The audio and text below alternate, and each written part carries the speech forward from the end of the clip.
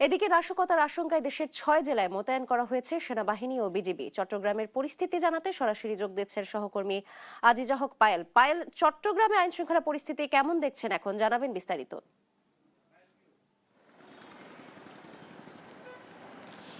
চট্টগ্রামে নাশকতা এড়াতে জোরদার করা হয়েছে আইন শৃঙ্খলা পরিস্থিতি।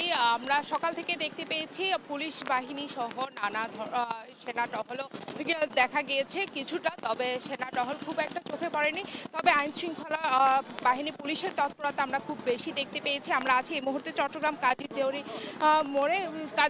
কাজী দেউরিতে সকাল থেকেই কিন্তু পুলিশ বাহিনী একেবারে সক্রিয় রয়েছে। তারা সব ধরনের গাড়ি তল্লাশি করছেন বিভিন্ন ধরনের নাশকতা এড়াতে।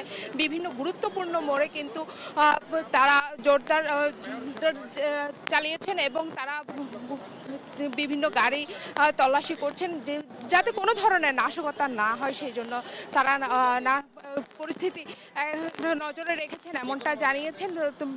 পুলিশের টহল এখানে দেখা গিয়েছে, সেই সাথে আমরা অন্যান্য আইনশৃঙ্খলা বাহিনীরও র্যাব সহ অন্যান্য আইনশৃঙ্খলা বাহিনীরও টহল দেখতে পেয়েছি। আমরা এখন দেখতে পাচ্ছি চট্টগ্রামের সিটি কর্পোরেশনের মেয়রও এইখানে পরিদর্শনে আসছেন। আমরা সরাসরি একটু কথা বলবো, একটু জানতে চেষ্টা করব যে আসলে যে নিষিদ্ধ সংগঠনের আজকে প্রতিষ্ঠা বার্ষিকী ঘিরে কোনো ধরনের নাশকতা দেখেছেন কিনা, কি রয়েছে সার্বিক কোনো নাশকতা আমি দেখিনি। শুধু গতকাল রাত্রে যখন এখানে খেলা চলছিল, সেটা হচ্ছে আর্জেন্টিনার সাথে অস্ট্রিয়ার, আমি এখানে ছিলাম খেলার প্রায় শেষের দিকে, যখন বিজয় মিছিলের সময় 2-3টা ছেলে আমি ওয়াচ করেছি, তারা স্লোগান দিচ্ছিল এবং সাথে সাথে এখানকার আমাদের ছেলেরা ছিল, কর্মীরা ছিল, তারা ধরে পুলিশকে সেটা সুপার্দ করেছে। এবং এখন পর্যন্ত সকাল থেকে আমি বিভিন্ন পয়েন্টে ঘুরেছি।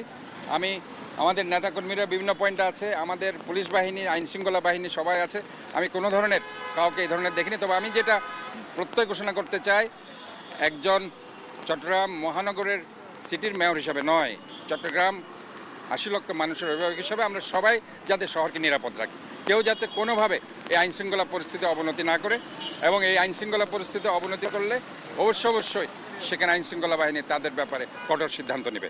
এবং আমিও মনে করি যে কোনোভাবে আমরা যেভাবে শান্তি বজায় রেখেছি, গত 18 মাস ধরে আমি মেয়র হিসাবে আছি এখানে, হিন্দু, বৌদ্ধ, মুসলমান, খ্রিস্টান আমরা সবাই সহাবস্থানে আছি, নিরাপদ একটা জায়গায় আছি। এই নিরাপদ জায়গায় আমরা যাতে সবাই থাকতে পারি, কেউ যাতে অনাকাঙ্ক্ষিত কোনো ঘটনা না করে এই শহরকে অনিরাপদ যাতে না করে, এই জায়গায় আমি কঠোর অবস্থানে আছি। বিশৃঙ্খলা হলে কি ধরনের পদক্ষেপ নেবেন, কি আইনি পদক্ষেপ কি? অবশ্যই এখানে যদি কেউ বিশৃঙ্খলা করতে চায়, শহরকে অনিরাপদ করতে চায়, সেখানে আইনশৃঙ্খলা বাহিনী আছে, তারা সেখানে তাদের অবস্থান থেকে তারা সেখানে ব্যবস্থা নেবে। এখানে সেনাবাহিনী আছে, এখানে পুলিশ আছে, বিডিআর আছে, র্যাব আছে, সবাই তার দায়িত্ব আছে, এবং আমাদের দলীয় নেতাকর্মীরা বিভিন্ন জায়গায় সেখানে আছে। আমি মনে করি আইনশৃঙ্খলা বাহিনীর যে সিদ্ধান্ত সেভাবে তারা যাবে, এবং তারা কঠোর সিদ্ধান্ত সেখানে অবশ্যই নেবে, কেউ যাতে শহরের বিশৃঙ্খলা না করে এবং শহরকে যাতে অনিরাপদ না করে।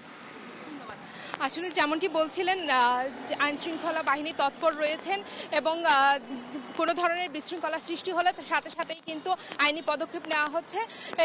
আসলে বলা যাচ্ছে যে চট্টগ্রামে আসলে কোনো ধরনের বিশৃঙ্খলার ঘটনা এখনো পর্যন্ত পাওয়া যায়নি। এই ছিল চট্টগ্রামের আইন শৃঙ্খলা সর্বশেষ তথ্য।